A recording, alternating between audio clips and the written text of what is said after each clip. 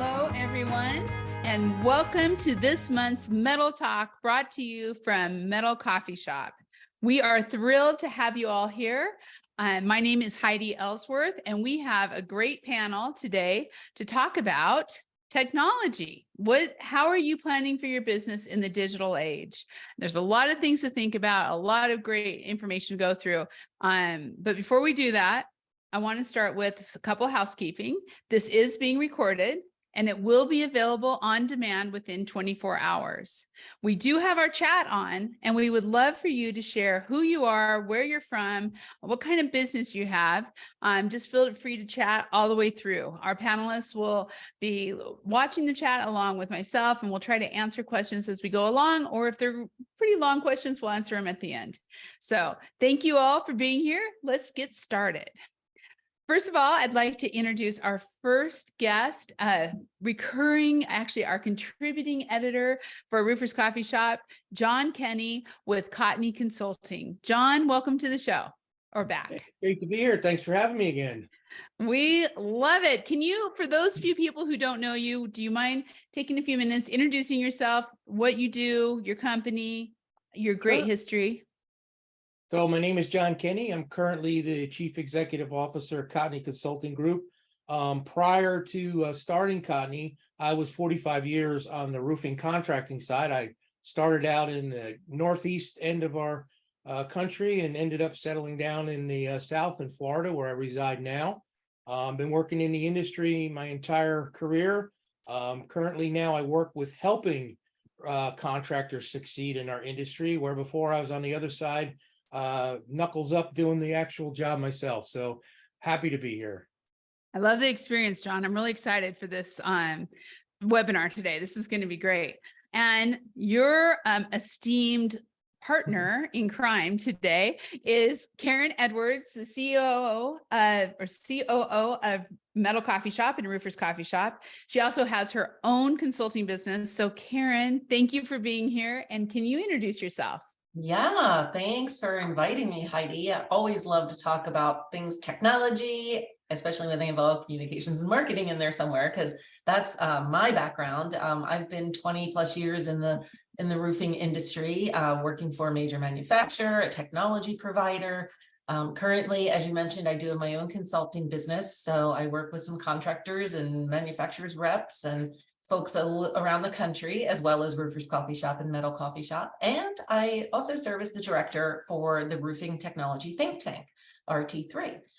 So I try to keep myself very immersed in all different aspects of the industry and, understand what's going on where, and then hopefully, share a little bit of my knowledge to help folks succeed. That's great. Karen, thank you for joining us today. Between you and John, I know we are going to hear some great information that's, we see this all the time with Roofing Technology Think Tank. John's very active with it, the treasurer. Karen is the executive director. So there's just so much going on. We're excited to share that. So let's get started. Metal construction technology trends. So with everything that both of you are doing throughout your companies with RT3, what are some of the things that you're seeing? And John, why don't you start us off? Yeah, well, drones. I love having that to start the conversation off with. I don't think a lot of people out there realize the full potential of drones coming into the industry. Drones now are not only being used to go out and do your takeoffs, get your measurements and that, but they're also a valuable part, especially with the 3D options that are in there now, to really get some great information on your retrofits back to your estimating teams. Then on top of that, what I like to always tell people is it doesn't just end in that beginning. If you're investing in the drone and licensing somebody in your company to run that drone, use it for more than just going out and getting pretty pictures.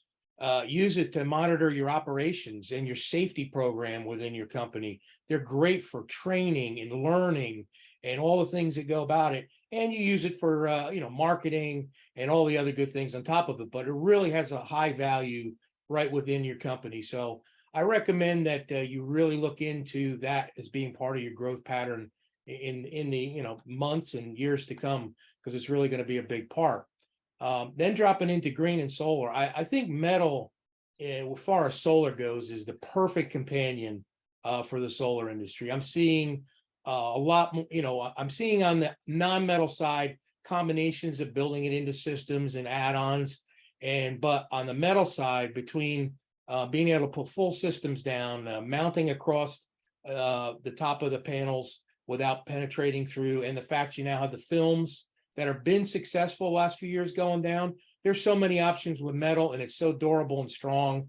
I think if you're a metal into the industry, you really got to consider, if you haven't yet, making solar a great partner in. And then the green. We talk about green, but let's look at it from a couple aspects. I mean, you have your cool roof, which falls into that. You got your reflectivities, you got your temperature control. But you also have the long life, the sustainability, which is where not only the industry and construction and the world as a whole is moving to. You've got that saleability, and when you're putting it down, of having the years of service much greater than any other system out there. And the fact that it's made from so many recyclable materials that go into the steel, aluminum, et cetera, and other ones in there. So it is a green product. And you absolutely should use that towards your advantage when you're going out and promoting and selling as well. Yeah. Go ahead, Karen. Sorry. I was just going to tack on to John, when you start talking about the sustainability of it, think about the next generation, who are in their mid to late 20s, early 30s. This is a thing that they've grown up with, being eco-conscious and environmentally conscious. And that's a big selling point.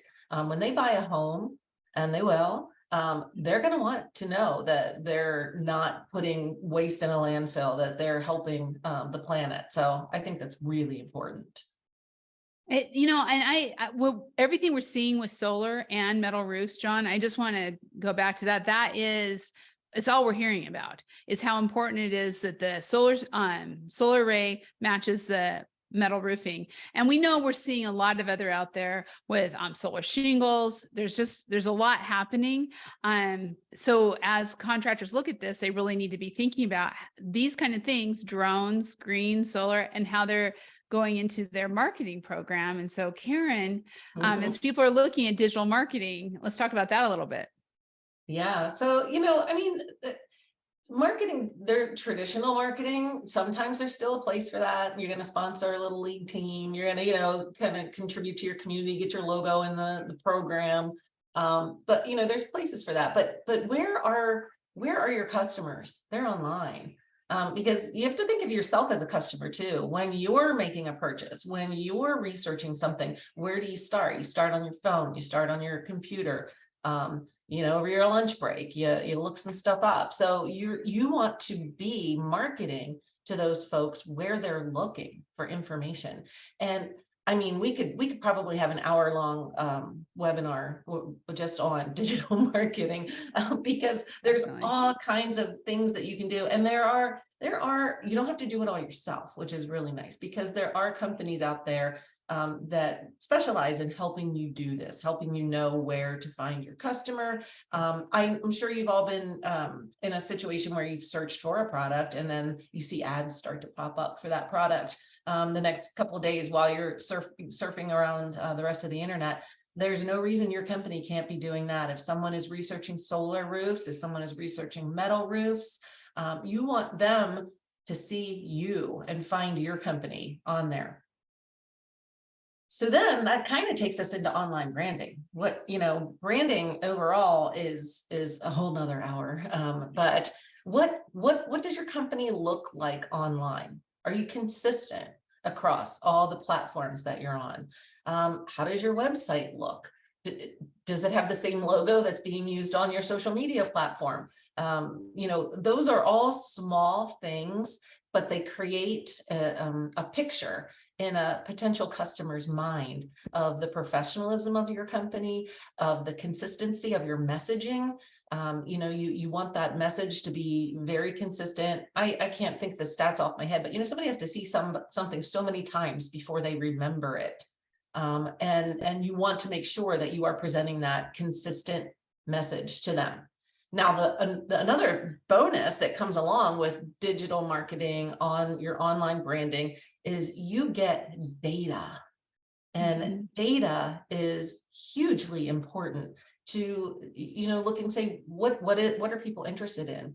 What ads am I running out there that are getting more clicks than other ads? What's working, what's not? And because it's digital, it's pretty easy to change pretty quickly. It's not like you have to wait till something goes to print and runs off the printing press and, it has a new design. It's much faster. And the data can tell you a lot of information about what your customer is, about their behavior online. It's really kind of creepy. All the information that is out there. And I know we're going to talk about emails a little bit later in marketing automation. So I'll save some of my comments about how we know what you do online for that section. It is, it's so true. And data, when we talk about trends in technology and metal, I think the metal construction industry is catching up to a lot of these trends, just like other trades or construction overall.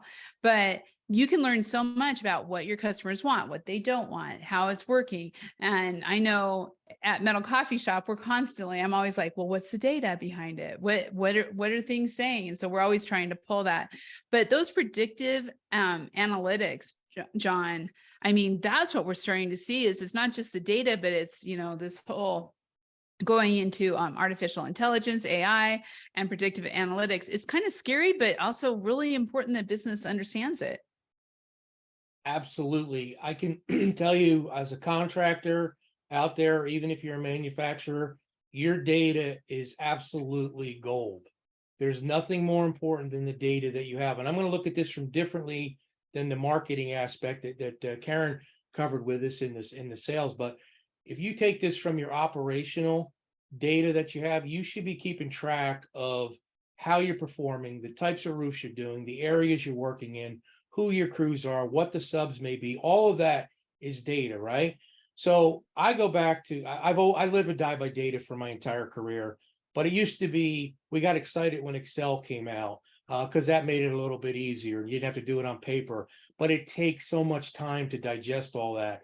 But now with AI coming into the picture, it is going to be so much easier to put a program together based on artificial intelligence that reads your data with the parameters you want to get out of it. So if you want to know your most productive crews, I've done this with clients and I've done it in my own end when I was in business, where I could break it down to who should be estimating the project and where it should be sold, right? What margin it should be based on prior data. Because once you get 20 years worth of data in a market, that's a lot. And then you take that and break it down to who should be running the job, where should it be, who should you have on the job, what might be your best project manager, because you take all that data and then you mesh it together. Now, the only thing I caution out there is you're going to see a lot of companies develop AIs that are going to solve every problem that, it's going to happen. It's the new way of the industry.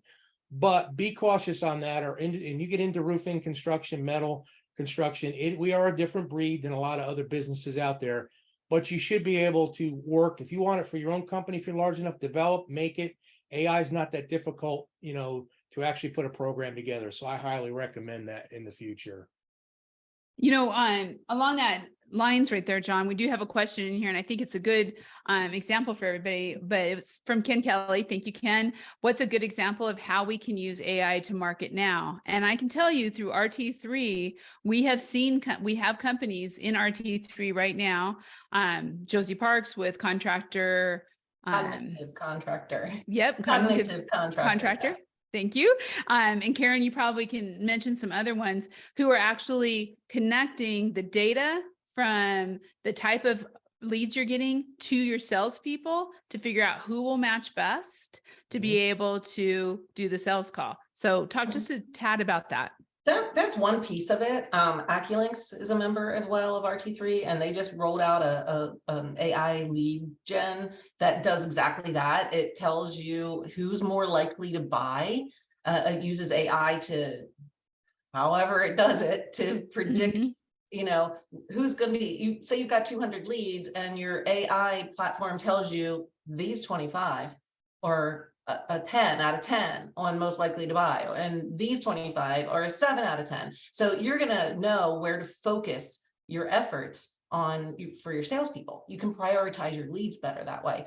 I know that one thing that Josie has been doing with Cognitive Contractor is getting data that's publicly available on neighborhoods and properties. And so this is a good example of how we can use it to market. And then his secret sauce, you know, everybody's got their algorithm, their AI, that he can run that data through, and he can be presented with information that says, these homeowners are more likely to buy a metal roof. These homeowners are not. So he can focus his outbound, you know, marketing and calls and whatnot on the ones that out of those 500 homes in a neighborhood, he's able to identify the top 50 he should focus on. And you know, Karen, I think we do need to point out, because I'm sure every person on this webinar or who is watching it on demand is going to say, what about all those people who say I can give you all these leads and LinkedIn and stuff? There's a lot of scammers. So you have to be very careful to do your research. You do. It's very true. I can guarantee you 10 leads a day. Qualified. Yeah. I just jump in what you're saying, Karen, and what you just said, Heidi, for everybody out there.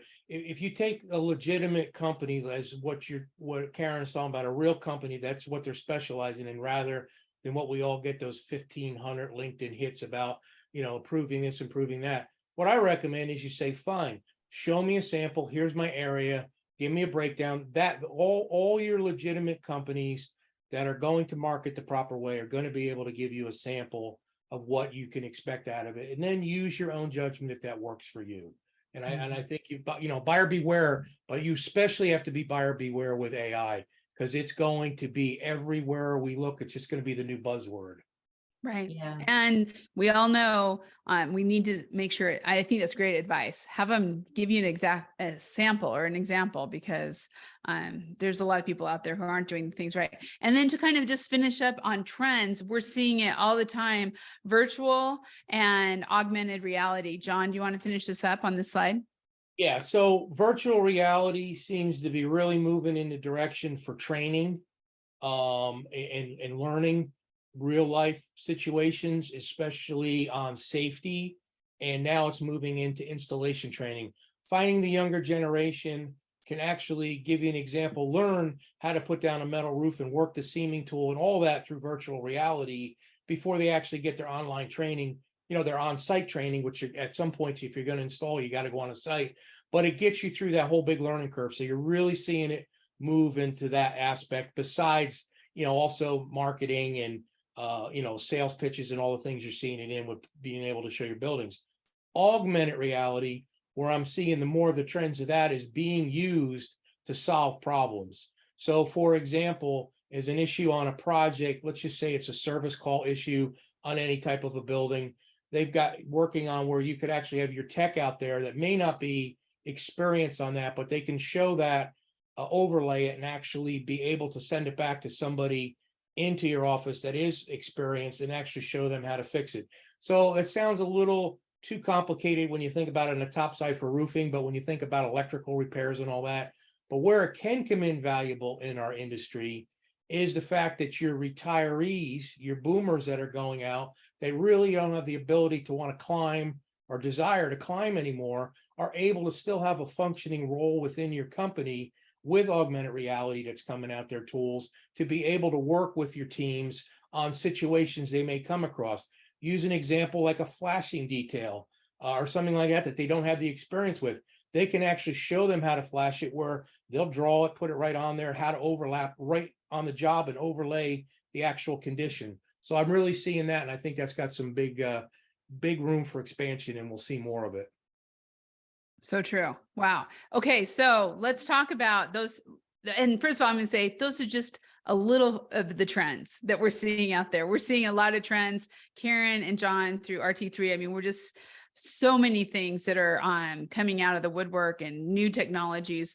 But what I think is really important is the ability to take those trends, or to take not all of them, but maybe a few that you think can really help your business, and start applying that into your business plan and make it actually part of your overall goals and initiatives for the year, whether that's 2024 or the rest of 2023. So let's talk a little bit about adding digital to business plans. Karen, you want to start with the company focus? Yeah. I think the first bullet there is really important when we talk about the customer journey. You know, what is that experience like for the customer? They're going to start with your website. Maybe they'll see an ad, maybe they'll click, maybe they'll do a search. They'll find an article that's posted on your site. That's how you're bringing them to your site. And then what's their experience like when they're there? Do you have the information that they need? Is it easy to navigate? I love, Ken, I don't know if you still have this one on your website. What type of roof are you? And it was a fun little quiz that somebody could take to see, you know, what might be a good fit for them. But technology wise, you know, the journey starts on your website. A lot of your manufacturers have visualizers now, that more and more of them are adding them. So a customer can upload their picture of their home. They can change the colors on it. They can see what it's going to look like. So, you know, you want that experience to be good for the customer, but you also want it to be fast. You don't want to rush them through by any means. But if they do decide after they spend an hour trying on different color metal roofs that they think they might be ready to talk to somebody, how quickly are you getting back to them? Because we live we want it now, right? Instant gratification. I sometimes am annoyed that Amazon's going to take 2 days to get it to me. It's not going to be there the next day. What do you mean? Or the same day? I don't live in a big enough area that we have same day, and I'm a little jealous of those of you that do. But yeah, what is that, the speed of that interaction for you getting back to that customer like? And then, you know, don't ever forget about your employees, because while we can automate and digitize and have processes in place that can respond to that customer, how does that affect the actual real human beings that work in your company and are the ones that need to eventually talk to that person? You can automate a lot, but you're still not going to remove the human factor from that customer experience and journey. And then I think business intelligence is really an important thing to think about, because as this journey is happening, you need to be capturing data and information along the way. And that ties directly back into what John said, data. It's everything. With data, you have knowledge, you have power. So that all of that information helps you understand what your customers are looking for, what they want, what their expectations are. And then you can work with your team and your employees to help deliver those and meet those expectations for those leads, people who are searching, and hopefully turn them around and convert them into customers. John, how does that break down to the departments? Because as they're putting this business plan together, everybody has to be on the same ship.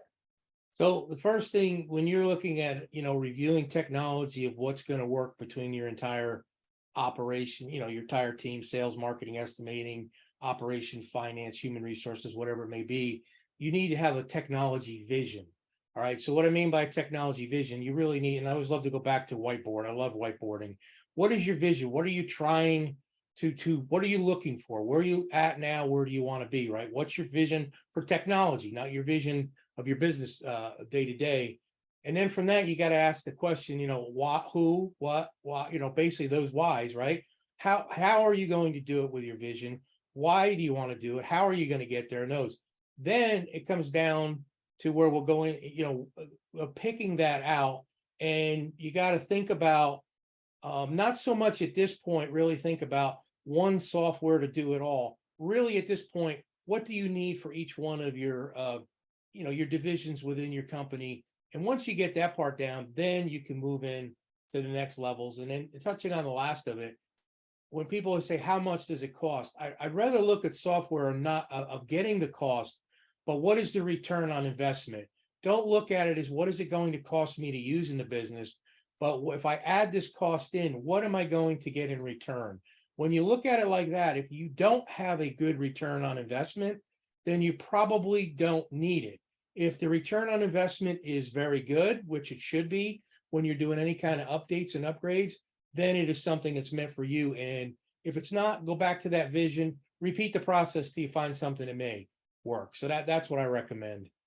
Yeah. And one comment I would put in here too is, as you're looking at adding technology into your business plan, let's use a drone as an example. So you decide in 2024, you want to use drones, you're doing your research this year, and then you're really looking at, okay, that ROI that John's talking about. Well, drone footage can be used in sales. It can be used in marketing. It's definitely can be used in operations, safety, finance has to pay for it. But, those are the kind of things that kind of, as you're looking across the company and your employees, bringing this new technology in, how is it going to totally affect that culture? And we're going to talk about that a little bit more, but also how is it being used across all parts of your company? Because sometimes one division will get it and then it just stays there and it's not used by anyone else. And that's kind of a loss. You're correct. And if you don't look at it as an owner, that this is the next cool thing, I have to have it, because more than likely you're going to buy the wrong thing. Look at it as you now going to sell each one of these departments, right? Whoever's recommending you got doing this, they need to sell the team on why this is a good return on investment, how it's going to benefit their day-to-day lives and improve their efficiencies in their job. If it doesn't, that's how you know it's the right choice. Right. That's great. So as you're looking at that then too, I mean, once you put it into a plan, you need to make sure, good businesses have processes and they know how it's going to work within their systems. So John, let's start with you on that. And you kind of already started touching on it. Yeah, tech stack. I mean, that's a word you hear a lot. If you haven't, you will, especially when you start delving into the software and the technology. And really all tech stack, I like to try to break things down as simple as possible and how I understand things as I go. Really, the best way for you to understand tech stack is really how each one of your technologies are going to work with the other technology. So there is either they're going to interact, right? They talk back and forth in part of your tech stack, or they are completely separate. And you've got to make a decision whether or not you want to have that double entry, or it has the ability to use a third-party application such as like Zapier or an API to make them talk. That's really what's in tech stack. That's all it is. It's just a category. And if you think of it that way, that will help you when you're doing your vision and thinking about which softwares to use. I know, Karen, we're working on some stuff with RT3 for the reason to help contractors out. But the biggest thing we hear is I want to get one software to do everything. And honestly, we'll get more into that as we go through this. Like I know Karen's coming up next on that, but think about it. It's going to probably be very expensive to do that. And when you get it done, will it still do everything you need? Because our industry's changing so quickly. So we like to look at it is by maturity level of where your business is at, by what you might need. And that kind of leads in to the next level here in the CRMs and ERPs. You want me to continue, or Karen, you got want to jump in on that? Go ahead, John. You're doing great. Okay. CRM, right? Customer relationship management. That's what it really means. That can be a multitude of things. There are very low-end CRMs out there, which do the basics that you need for tracking. And then there are what I want to call super high-end CRMs that can really track your marketing, your sales, your email campaigns. I mean, it depends on what you want to get out of it. So again, CRM, I think every contractor and business out there has to have one. Honestly, I don't know how you can operate a business today without some sort of CRM. It's just, if you're just operating out of your email without having something, very difficult for follow-ups. So most companies at any maturity level, CRM is probably the first software they're going to get into. And then, that ERP, that's kind of what we're talking about when we're talking about one software does all. Your, enterprise relationship processes, you're building that all out to develop. It's a lot of customization. There's softwares that fall into that category. They're usually more open to build out to what you want and on customizations. Usually you see your larger, more mature businesses jump into that because it is usually a lot of upfront costs. Yeah. So Karen, as you're kind of looking at this with the tech stacks and CRMs, business intelligence, we kind of talked about all of that in the last slide, but really it all in the process is if you don't have strong communications, technology can actually hurt your brand if it's not incorporated the correct way. If you're not using it correctly, if it's frustrating your team, if it's frustrating your potential customers, yeah, it can. And I think it's real important to reiterate what John said, how we look at it. It really depends on the maturity level of your business. If you're a new business, you're just starting out, maybe you don't have any employees, or you have one, maybe it's a spouse that's working in the, your needs are going to be different. You're not going to need the big full powered stuff. And there are solutions out there, like John said, that are not as robust. They're light versions. There's even free versions of some of this software. But no matter the maturity level of your business, you still need to communicate and you still have a brand, whether you're building that brand or you've been around for longer. Your brand is your reputation in the service area where you do business. And you're either nurturing that and growing that and positioning yourself correctly, or you're hurting it. So don't implement a technology just because you think I don't have any technology right now in my company and I need something. But we want you to look at what problem are you trying to solve? For communications, are you not able to keep up with the calls to your customers? Well, maybe a mail email program might help you that could set up some automated updates to customers. So that's what you look at first, is what problem am I trying to solve, and then you look at what solutions are out there that can help you solve that problem. Right. And how that all is affecting your brand. And even more important, your company culture. How do you do this adoption? Because it could, if you don't have the right company culture, if you don't put this in, present it the right way, it can be killed before it even starts. So Karen, maybe start us out on that. Well, can I use you as an example? Yes, I think that would be awesome. So at Roofers Coffee Shop, Metal Coffee Shop, we implemented this online tool called LastPass. So we wouldn't have to constantly be asking each other for, what's the password to that? What's the password? We could just store it all in there and share it. Well, for Heidi and I, who are used to keeping all our passwords in a spreadsheet, I know IT people, cover your ears. It's been hard making that change. And when I asked Megan, we got a new thing for recording. And I said, well, what's the password? It's in LastPass. And I'm like, you just told me. So I'm guilty of it too. I think of myself as technology friendly and knowledgeable, but you have to look at that. You have to look at what is the culture within your company. And this was really important. The second bullet, change. What's your change management process? This came up at our RT3 meetup. We were at the Oracle Innovation Lab just last week, which was pretty incredible. Check it out. It was a really cool place. We saw some really cool things. It's all focused around construction. And that came up is like, okay, great. We're going to roll this out, but what is the process that exists in your company for rolling this out? You can bring a horse to water, right? But you can't make him drink. I think you really need to look inside and talk about that and communicate. Talk to your team. I think, John, you mentioned that earlier, talk to your team. Well, you have to, and you need to get the feedback from your team. One thing I want to kind of throw in here, kind of fits between the last slide and this one, is when you're doing technology, I want you to understand, if your company is a mess with its procedures and you're going to jump into technology to solve that mess, all you're going to have is a technology mess. Okay.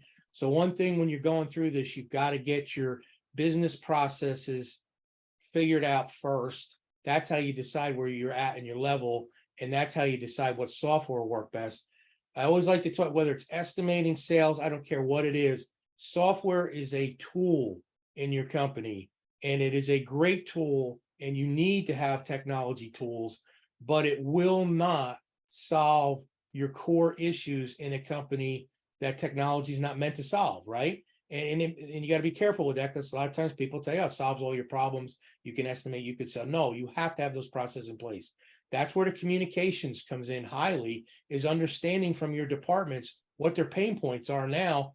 It doesn't mean you fix them all, but know how you fix them if you're going to adopt the technology. So they're both done at the same time, or one first and then move into technology. And I have to say with that, what both of you are saying with the communications and the mentoring. And so, for example, a lot of this, when you are making that change management process, when you're looking at your processes and bringing it in, it does have to be led from the top. And Karen and I are using LastPass now, but it's not always easy. And but on the other side of it, I think as a company, for company culture, you have to be open to mentoring from a younger generation. There are things that are happening. So there's a lot of us who maybe are Gen Xers who are not at, we're doing it because we know we have to, which I think a lot of people are doing it, but look to some of the younger people in your culture who maybe will adopt it faster and be able to mentor you and the rest of the company. You need to have advocates and people who believe in it. And then to John's point, that ease of operations kind of comes from that, right? By having all your processes in place. And jump on what you just said. This is a great opportunity for that generational mixing and combining. You can have your older generation is a little bit afraid of the technology, but they sure do understand how to get work done within your company, right? Because that's what they've been doing for so many years. Then you got your younger generation that's just coming in that may really understand the technology and the benefits, but they may be laxing a little bit on that, procedural process of how things get done. You get those two together and work as a team. Now you've got them both moving down the road in the same direction, which a lot of times doesn't happen with multiple generations, but this is a great opportunity to do that. It really is. It's opportunity, and that opportunity can then turn into employee recruitment and retention. Because if you are making life easier, eventually, maybe not right at first, but if you're making it easier, it's in a plan, you have a vision, and you've communicated that, you're going to be able to use that to attract new talent and also keep that young talent who might be thinking, oh, they aren't doing what we want, so we're going to leave. So John, why don't you talk about this just a little bit, what you've seen working with contractors around this? Yeah, I mean, absolutely labor shortage. The only thing I could say about that is the numbers you hear out there of how short labor is in construction.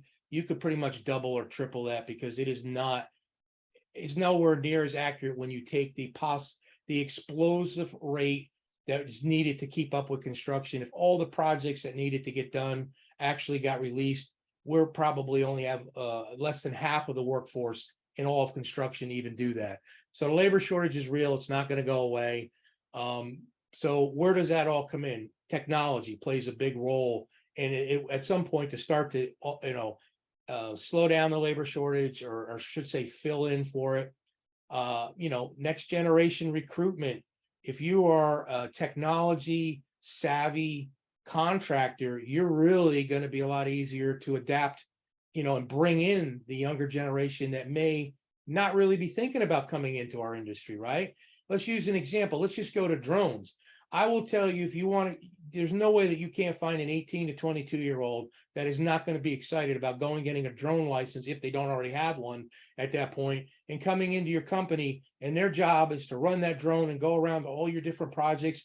And then you've laid out a career path, how they jump through other areas in your company to expand. So you're going to get people to come in through technology that you normally wouldn't. So it's a great recruitment tool.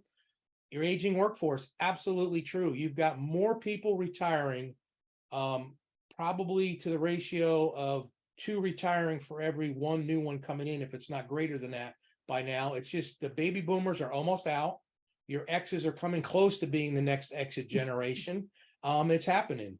So you want to look at all these things in your availability. And I will tell you a little bit about recruitment and retainage and mentoring. Software makes it so much easier to really keep track of those career paths through your company. So you want to look at that as well. Yeah. And Karen, you are amazing on your phone. and you constantly are like, yeah, we need to have everything with strong mobile accessibility from the field, from everything. So talk about that in training. Yeah, I think it's really important. We are a remote company at Metal Coffee Shop, and we're all over the place. We're in California, Arizona, Colorado, Pennsylvania, Oregon. And so we all use Microsoft Teams. And what's great about Teams is there is an app on your phone. And that next generation, they've grown up with doing everything on their phone. So that's the way they like to communicate. If somebody calls me out of the blue, I'm surprised. I usually get a chat first of, hey, are you free? Oh, okay, let's talk. So communicating with them the way that they're used to, what they've grown up with, is really, really important. It's also really important for retention. Recruitment, great. We've got these fun technology. We've got drones. We've got, training, virtual reality headsets for safety training. I know there's some contractors out there using that, so they get to experience what it's like to go on a roof before they get on a roof. Like John mentioned with installing a metal roof, how to use the seamer tool before they go out into the field. So it lets these technology tools let your team members experience and learn about something before they're thrown into the fire and just told to do it. Plus, giving them resources like Metal Coffee Shop. Hey, look, this webinar, other webinars on their podcasts, that ability to learn how they're used to learning. I know my daughter she watches things on YouTube all the time. I don't think she even turns her TV on half the time, and it's on her phone or her iPad. And she's 28, so that's how she's used to learning. And if you doing that for your next generation of workforce, they're going to be happy. They're going to appreciate the opportunity to learn. They're going to, like John said, maybe see career path development opportunities for them. Like, oh, I didn't know anything about estimating, but I can watch this training and, I might want to get into estimating. So it really keeps them engaged. And I think being engaged is really important. And they talk to their friends who then want to come work for you because they like being there. And it's a word of mouth. Again, and Karen, your transition was perfect because we wanted to talk about generational learning and how important it is. I mean, we've been committed to it at both Metal Coffee Shop and Roofers Coffee Shop for many years with our Read, Listen, Watch initiative. But talk to us a little bit about this generational learning. And I'm going to add one word to this: generational communications. How are we communicating with different generations? Yeah, I think first of all, the Read, Listen, Watch, that Heidi, I give you full credit for that. Brilliant. Because I'm a reader. I really want to read it. If I click on a link for something that kind of interests me, a news article or something, and a video screen pops up, I exit out and I close it. Or I look underneath of it to see if there's a transcript and I read the transcript, because that's how I ingest that information. Other people are podcasters. They just want auditory. Other people are visual. They want to watch it. So that's one thing that Heidi has been committed to, is everything we do, you'll see this online. You'll be able to listen to it. You'll be able to watch it. And we usually put the transcript up as well. So yes, you'll be able to read it. So there you go. 3 different ways of learning. And it's really important. And it's not that one's wrong or bad. It's a preference. And every individual has their own preferences. So cater to the way that they learn. And, mentioning the Teams, the texting, email is overwhelming anymore sometimes, yeah. That's why tools like Slack, like Teams, make it, they cut down on the number of emails.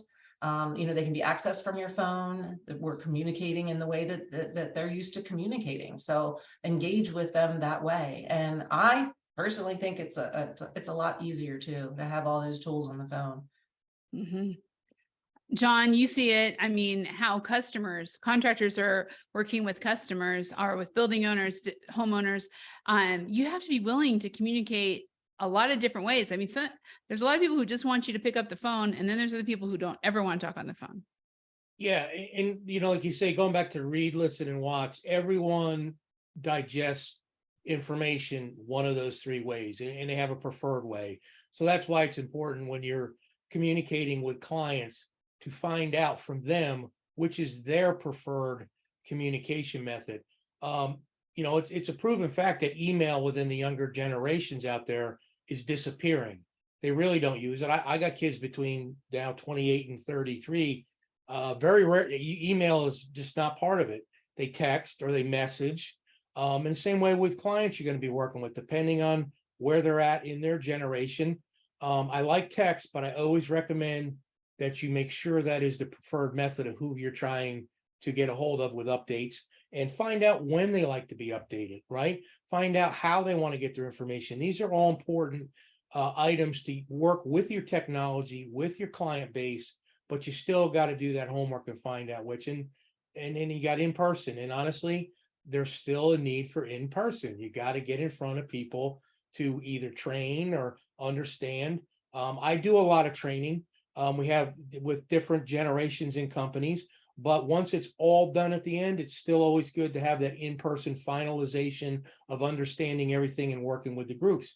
Now, in person can be done over Zooms with that, especially when you're way, way far away. But a lot of times being able to go right out on site is always the best. So I think it's fantastic. Just make sure you understand which method people like to communicate with the best before you start using your own preference and pushing it onto them. And, I am going to say Karen mentioned AccuLinks earlier with automation of customer communications, what we're talking about here with all these types. And we have a great RLW from last year where they talked about this, how they're automating their different communications. So there's a number of different webinars to watch to be able to see that. And I want to encourage everybody, if you have questions, I know we're coming up on the hour here, please put those questions in. But we're going to end this. When you think about everything we've talked about, how do you put this into your business plan? And then how do you put it into your marketing plan? Because a marketing plan is so key. So Karen, why don't you start us off here on this digital age and marketing? Yeah, it's true. I mentioned at the beginning, you want to be where your customers are, and they're starting their journey online using Google or Bing or, whatever search engine they have. And putting those digital ads out there are important, although I admit I use ad blockers. Some ads still sneak through. But so, you got to be creative in reaching folks. And one of the ways is through search engine optimization, SEO. And that is making sure that your website has the right content on there that Google or whatever search engine they're using will deem it relevant to what that person is searching for online. And this is most often done through your pages on your website have to have the right content, the right information, but you have to have fresh content. It has to continue. And that's where the content creation comes in. It's writing articles, but it's not writing articles about my company is great and we install metal roofs and, we do solar too. It's more of that thought leadership. Positioning yourself as the expert, writing an article about the sustainability of metal and why that's important, about the recycled content, about those are the kind of things that, people might be searching for, and that, oh, look, you just have an article that went up 2 months ago on this topic, and Google will say, I'm going to show it to this customer because I feel it's very relevant, I meant to say, to what they're looking for. And then, of course, this goes along with brand. We keep mentioning brand throughout here. The reputation management. Google reviews are very important. I read reviews a lot before choosing to do business with a company or even buy something on Amazon. I read the reviews. I want to see, if they don't have good reviews or, I listen to that. So managing your reputation online is really important too. If someone leaves you a Google review that maybe isn't that great, it's important to respond to it. Respond to the good ones too, because that positions you as responsive, as caring, and yes, sometimes you get a hater out there or a troll that, maybe nothing's going to work, but as long as you are responding, then that matters. I think one of the online platforms that's really booming over the last couple of years, especially since the pandemic, it's called Nextdoor. And you can create a business profile on there. It's it's similar to Facebook, it's like social media, but it's open. Yeah, it's kind of by neighborhoods. And that's how I found my electrician. That's how I found my fence guy, you know, is people giving those referrals. So if you have, you know, a profile on there, you have happy customers, that's what it's all about. It's about relationships. And then those referrals will come in. And all of these activities need to be in your marketing plan, right? And marketing plans aren't set in stone. They're fluid, you know, they change as new trends come out, as new technologies are developed. There, you know, you need to be willing to try things out and to change. Now, I'll use us as an example again. We have a TikTok for Metal Coffee Shop and for Roofers Coffee Shop, and we let our 20-somethings, you know, manage that, and are surprised, quite frankly, at the number of engagements and reach that we get on there. But that's something that I was like, what would we even need a TikTok for? I can't even imagine, but we do, and it works. So, you know, be open. It also speaks to that next generation. So maybe we aren't watching TikTok, although I know a lot of people are my age who watch TikTok, but it does speak to a different demographic, which I think is important. And as we look at everything we've talked about, from the trends to production, operations, marketing, how you're bringing all these technologies in, I think it really is about sitting down and thinking about what you need. And so, John, maybe you can kind of bring us home on that point of how you're working with contractors out there to really incorporate those technologies and the maturity levels. Yeah. So, I mean, a couple of points that wrap this part up. On social media, it's like anything else. What do you want to accomplish out of it? If you're business to business, then Facebook's probably not going to be your main driver, but should you still have a presence on Facebook? I say yes. I say that because it's a cross-check. People like to cross-check websites, social media sites, and other ones. Now, what's not focused enough on is most of the focus when I talk to contractors is that lead generation.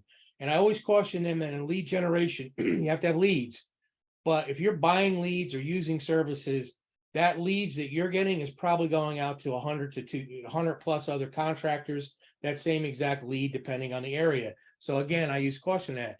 But one that's not used enough, which is really good, you can use technology to help you, is managing your reputation to get referrals, right? So are you getting, you know, we say, are you getting letter of recommendations? Are you posting them in your social media? Or are you getting someone that's willing to come on to do a short video for you, with you? And those are all things you could repost later. That if you have something that really makes you either be a thought leader to your clientele, or if you have that referral, especially I would say you want to get as much in video today as you can, that speaks more volumes than anything you're going to do prior to that up. It really does. That's what people want to look for. And as Karen brought up, you've got to look, I'm a big plan person. Most businesses that I work with don't really have a business plan. They don't realize why they need it. It is a pain to put plans together, but without a plan, you know, it's a goal is there, and then you should plan. If you don't plan, the goal is just a dream. You have to have a plan on how to put things together to get from point A to the end position. So technology is great. All this is great, but you got to work with it. And you know what?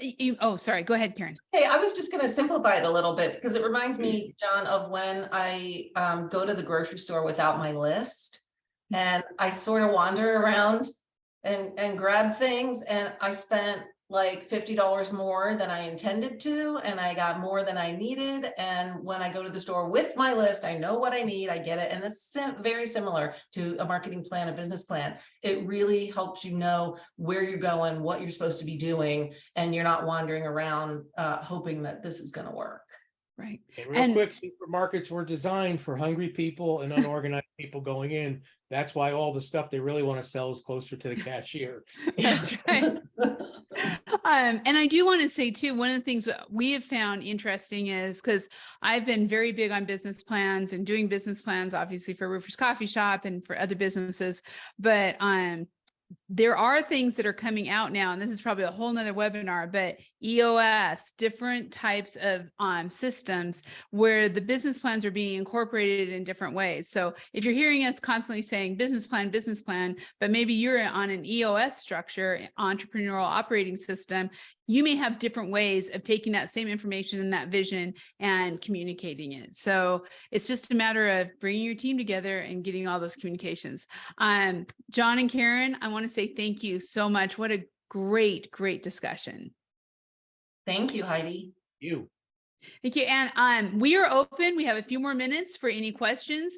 If you want to put those in or raise a hand in the chat, that's great. I do have one that has come in, and that question is timing. I mean, a lot of people hear that you have to do this like for the new year. And I even mentioned myself a couple of times because I tend to think that way. But John, when people are working on a business plan, when is a good time? How often should they be reviewing it? So if you don't have if you don't have some sort of a formalized business plan, the time is now. Okay, don't wait. You want to do planning first. Then the whole ability of getting a business plan is there's certain goals you're only going to update every couple of years. That's why you have long range, short term.